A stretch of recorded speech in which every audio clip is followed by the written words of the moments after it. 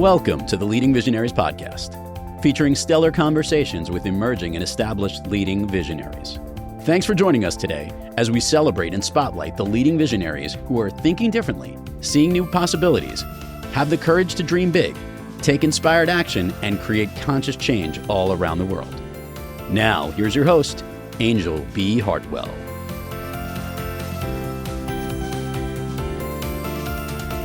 Welcome to another episode of the Leading Visionaries podcast, where we celebrate the ingenious, insightful, innovative, and inspired leading visionaries of our time and provide our listeners with world-class examples of the kind of courage, clarity, and confidence it takes to bring visions into reality.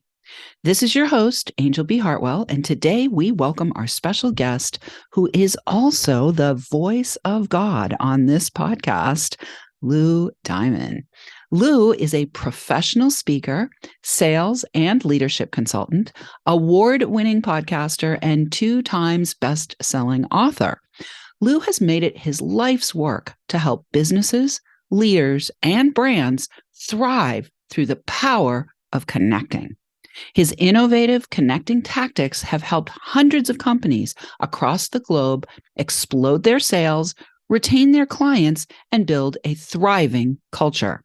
His best-selling book and popular keynote, Speak Easy, is helping people connect, engage, and win with every conversation they have in business and in life. Welcome to the show, Lou. I am so delighted you are here. Anjel, I'm even more delighted after an intro like that from the voice of sweetness, which is what Anjel sounds like. So like the sweet sound of angels. I love that. Oh, thank you so much. Well, I want to let our audience know you are the voice of God, meaning that you introduce me and you do the commercial in the middle and you take us out of here at the end of the show. And you and I go pretty far back in the podcasting space.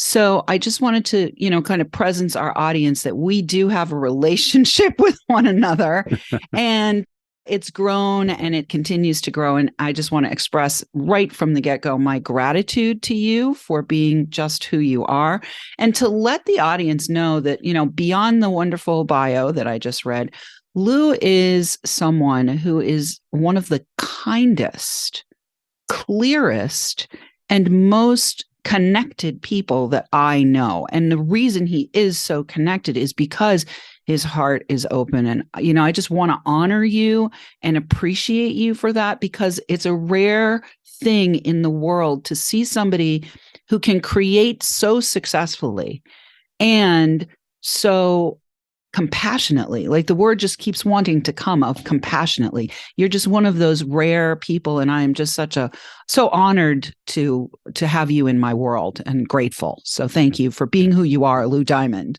I think that goes both ways.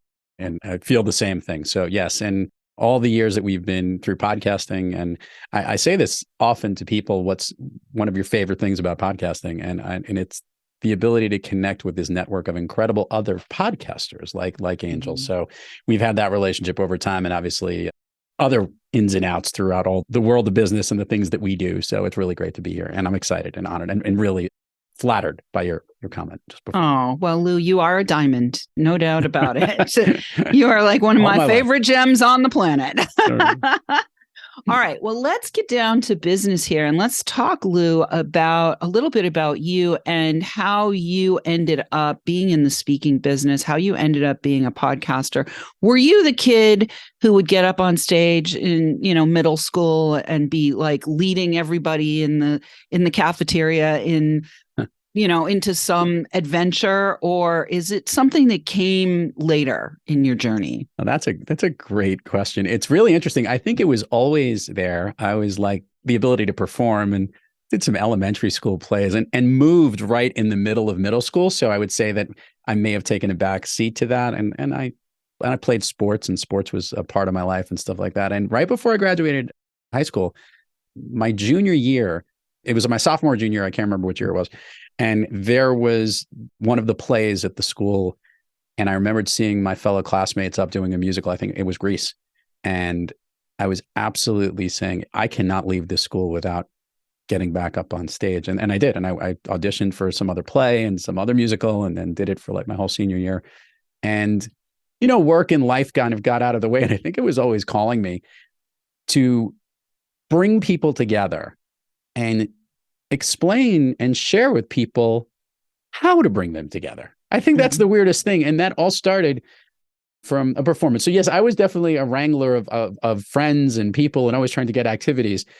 Putting it up on the stage, I think, was something that took place over time and kept calling to me. And when the podcast started years later, that was me just wanting to have great conversations with people in pairing with my message of sharing how to connect on stage. And they both were growing at the same time. So yeah, you're very observant on that, but I think it has started, it was always in me and continues to be in me. And I still love it. Still love hopping on a stage and still love having these conversations. So there's that equal balance between those two roles. Beautiful. Well, so one thing I want to talk about, Lou, is many leading visionaries. That's what we describe it as. We describe it as a calling. Yeah. So I'd love to have you share with our audience your experience of the calling. Like, is it a physical experience? Is it an emotional experience? Do you get vision? Like, what is it that you identify as the calling, and how does it express to you? There is this feeling that I receive. I see people differently, Anjel. And I mean this. I used to not believe that what I was doing was real, but after having podcasts and met people like yourself and other people who've been tapped into more of their spiritual sense of the world, I now understand, I guess, my relationship with it. It's got a little bit of woo-wooiness to it, but it also has some tacticalness and grounded, and that's very much, I think, how I am. When I see people, when I get to meet them, connect with them, I kind of see them as if they're in like their own little orb, if you would, their own little world. And in their world are all of the assets that make up all the things that make up the things that make them up. So it's their business, their brand, their images, their family, their friends, stories that I've known and heard of them, books, images. I'm looking behind you right now, all the things that, from podcasting, the microphones, whatever it is. I would literally see you and that world together. And when I see a whole bunch of people together, I'm actually trying to connect them. I'm trying to bring those two worlds together. The calling to me is there's this sense of appreciation that others have when I help to bring them together that lights me up. And when I will see people who aren't ready to bring their world into another, I want to figure out how to make that happen. I want to understand why they're not connecting or why they can't bring those worlds together. So to me, it's a little bit visual, but there is this sense and this feeling of almost like the universe is calling to me to say, you got to bring those people together, because when they get together, they will help each other. And that is where the value will be created. And by doing that, both of their worlds will get bigger and better and brighter and help everything else out. So I believe that, and I feel it.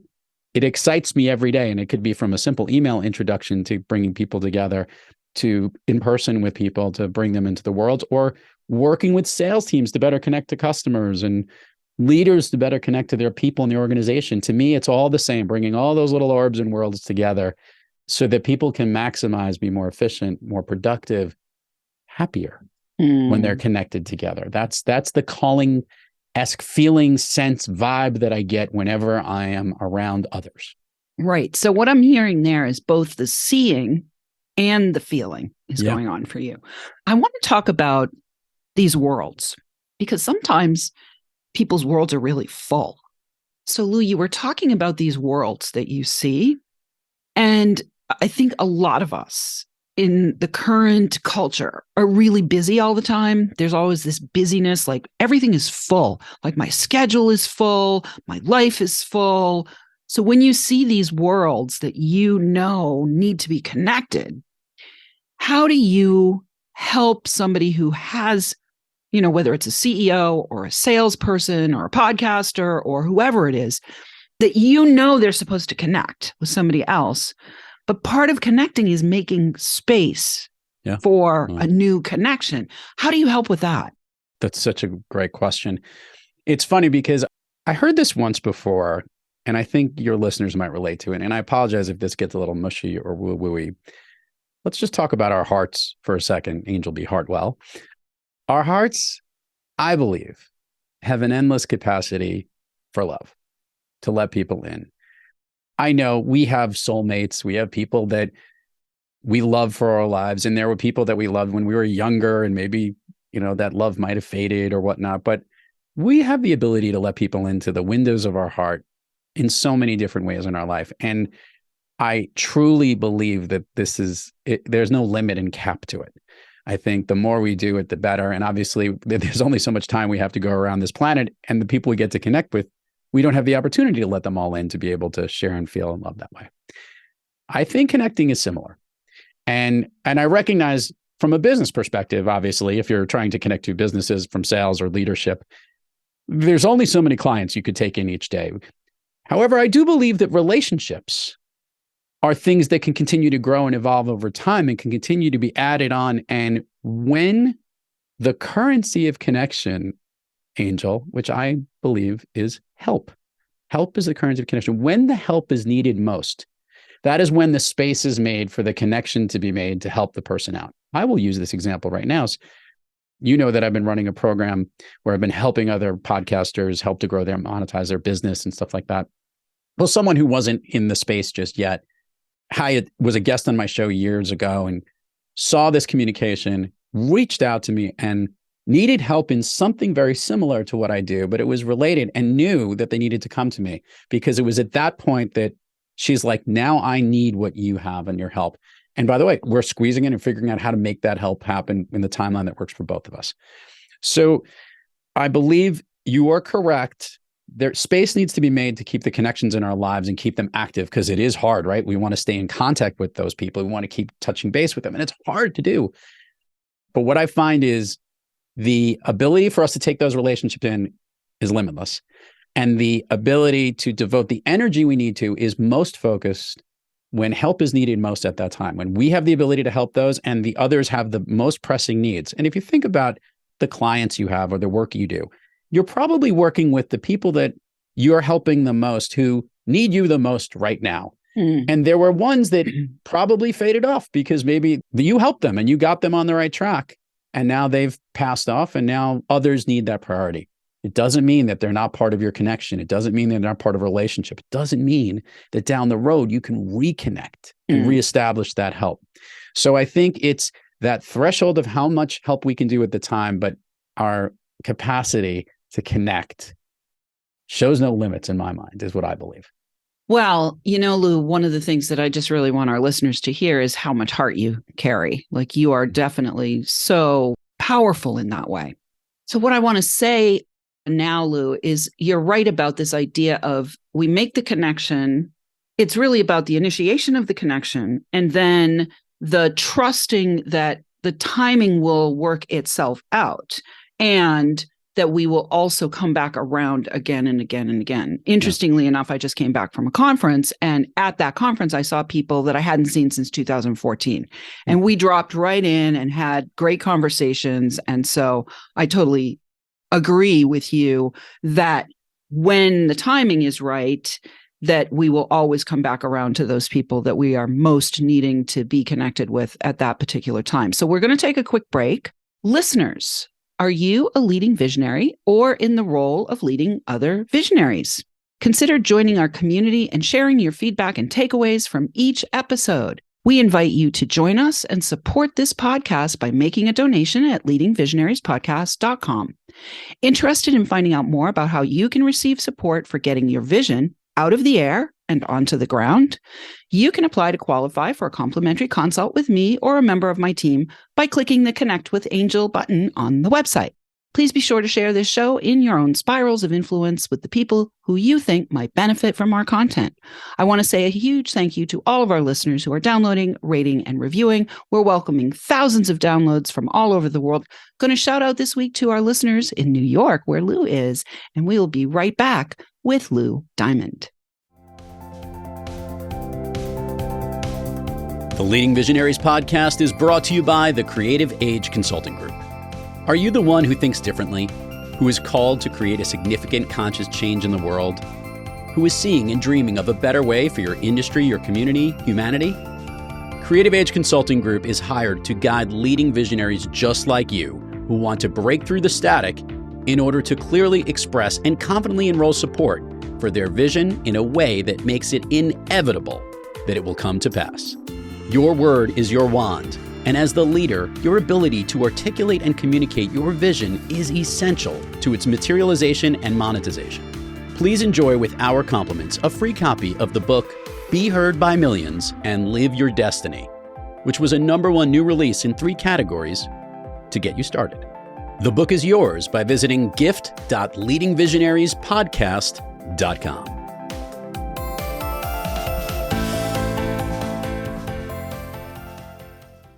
And we are back with Lou Diamond, and you can find out more about Lou at thriveloud.com. And when you get to thriveloud.com, you're going to find a lot of things, I am sure. #1, the podcast. #2, your 2 books. And #3, ways to work with you. Correct, Lou? Is there anything else that they're going to find at Thrive Loud that I haven't mentioned? They're going to find some really fun content about some of the things we talk about. Now, they're going to find some great stuff, great, rich ways. And at the core of it, is how you need to be to make these connections we're talking about. And that's really the specialty that I focus on, is embracing the way you need to be so that you have the ability to connect when you need to at the time that you're going to be able to make that connection that is needed in your life at the moment. Beautiful. So let's talk, Lou, about when you got the vision for becoming a speaker and then the vision for becoming a podcaster. Can we talk a little bit about the experience of being a visionary who has taken it from the air and put it on the ground? Like, one of the things that you said before we went to the break is that you're a little bit woo, but you're tactical too, right? And, I would say the same for myself. I am very visionary and incredibly practical, because I believe that if we're, too floaty, what's the point of the vision? No. And if we're too practical, we're really stuck in usually an old paradigm that's now falling apart in lots of ways. So I'd love to have you talk about the whole experience of being a visionary, bringing it into reality. I'd worked on Wall Street for a very long time. I worked in professional consulting before that, and a long career in what would be a very traditional, that tactical business type of work. 2 things I noticed: 1, I was really good at it. And 2, I felt I was limited, not in the financial dollars that I was getting in, but into the audience that I was connecting with and dealing with, the way that I did business, the way I closed sales, the way I maintain relationships. This heartfelt thing that you keep addressing here is something that was always in me. And for the record, I wanted to polish it more, and I wanted to bring it out to the masses. I didn't want to just limit it to the financial services world I'd been working with. And a calling, if you would, using a term that you love, was that I literally just basically raised my hand and said, I need to do this. I will not be no different than me wanting to hop on stage and, go and get involved in the drama department in high school. It was the same type of thing where I wanted to share this message of connecting. So at the same time I figured this out, that I wanted to do it, I had somebody help me outline it for me. This was I was moonlighting, if you would, at a conference in Las Vegas. And I used a lot of these skills that I did for years of how I established relationships. And we closed a lot of business within 2.5 days at this conference in Vegas, 5 more deals within 30 days after the conference. And the guy who brought me out, who's a good friend of mine, who was the CEO of this company, still is, he said, you need to jot down the ideas. And that was the outline for Master the Art of Connecting, my first book. And I explained this. And I then went on numerous podcast shows and radio shows and TV spots, believe it or not, to promote the book. And when I did that, there was some great shows that I went on, met some really cool people, and everybody kept saying, wow, your name's Lou Diamond. You really have to be on a podcast show. You should have your own show. Plus you have a voice for it too, right? And I had a voice for it. And I knew that there was something there, but I wasn't exactly sure what it was. I had just started my company, Thrive, and there was a lot of this, me trying to help people understand this new way of connecting and working with different businesses. And I was trying to get that off the ground, and I had a message to deliver from the book. I thought the podcast was a good way to market it. And then came what I'd call the greatest happy accident of all time. I was asked to go on a show that was just absolutely god-awful, Anjel. There was like a script that I needed to type out 8 questions that were asked on this podcast that I had to literally type the exact answer that I would do. I guess this was before the days of transcription. And there was a rehearsal to go through with the associate producer of the show before I got to deal with the host a week before the show, before we would then do the live interview, just as like a dress rehearsal. And I misread. He wanted me to literally read the script of what I had. And I didn't understand what this would be a podcast from, because you could read this. I don't have to, I wrote it down. And when I deviated from the script, they said, no, we have to go back and do it again because you didn't say that. And I was just being more of my speaker natural self as opposed to this, whatever I wrote. And I said, do me a favor, can you cancel our scheduled meeting for next week? Because this version of myself is one that I don't want. And I am going to create a show that is the exact opposite of whatever this thing is. And that was the birth of Thrive Loud. And we wanted to feature those that were thriving in their lives, their businesses, and their passions. And I wanted to have conversations with people and understand the power of connection and what those people do. How are these incredible people, like you have leading visionaries come on this show? How do these people who are thriving in their lives, what do they do that's different? What makes them unique? Kind of decode what that is, because that's what I wanted. I didn't want a scripted answer. I wanted to understand the real human nature of that person, the way they are, the way they need to be so that they can thrive. And that's what kicked off Thrive Loud. And I did not know it. But the reality was that all that work, as you and I have known, and the connection and the podcasting and my speaking about connecting, all connected together in one important message, which is the one that's come out now, which is Speak Easy, which is how you need to be so you can connect, engage, and win in every conversation. Because it's the conversation where the magic happens. It's where the connection happens, where you find out how you can help somebody. So I joke about it that it all started with an absolutely awful podcast show that I don't believe is still around today. And I look at it, and it's so funny because there's such a wonderful way, all the relationships and friends that I've made, like yourself, Anjel, through podcasting, but also the ability to work on the skills that we all need to do so we can connect better in practice on the show, like I'm doing right now. How you and I have this connection, and we're doing it with the listeners. That's where this whole thing all began. And now I'm teaching people the Speak Easy way. And from all these lessons of all these conversations and incorporating it with the way I taught people how to master connect so that they can connect to thrive in everything they do. And that's been my passion and what I continue to love, that I get to wake up every morning and get a chance to do.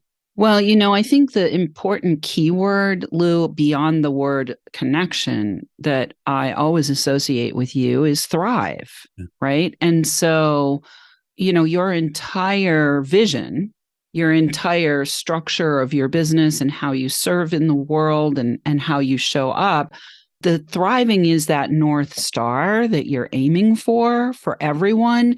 And, we both come from an era where the sales and doing business, there was a lot of like, go after it, grind it out, make your numbers and all of that. And your whole way of being has been proven time and time and time again to be a superior way of building sales, of growing businesses, of helping all the people that come into your world to thrive, myself included. So I just wanted to presence for our listeners that often a leading visionary will have a calling. And what we heard from Lou is he was called to do this, he was called to do this, he was called to do this, he was called to do this. And now all of a sudden it's all connected together. But the riding intention, it's like the thermal that your wings are being carried on is pointed in the direction of thriving. So I just wanted to presence that. So in the time we have left, we have just a little bit more time. I want to ask you, for somebody like you who does have a big heart, how do you navigate setting boundaries? Like your whole deal is connect, big heart, everybody, like, let's all love one another.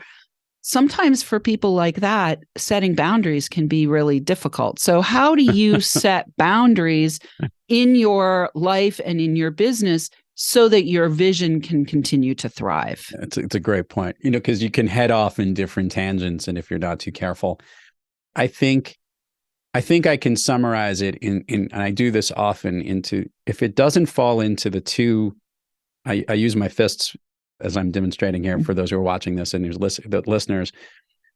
when people ask me what I do, there are two core components that I'm helping people thrive. It is I'm a sales and leadership consultant. So that is the meat and potatoes of the work that I do. That's the business. That's the tactical piece of the work that's there. And that's helping companies to grow their sales and helping leaders to better connect to their people. That's the real work that I do. And I speak and write about connecting. I speak on the podcast about the connecting and I write about it in the books. And I recognize that if it doesn't fall within these flows, if it isn't that, there have been side projects. Lou, do you want to help produce podcasts or stuff like that? Like if it didn't fit right in, I that's not going to be the sweet spot there, because I can dive into those lanes and help people with it, but it isn't the real expertise.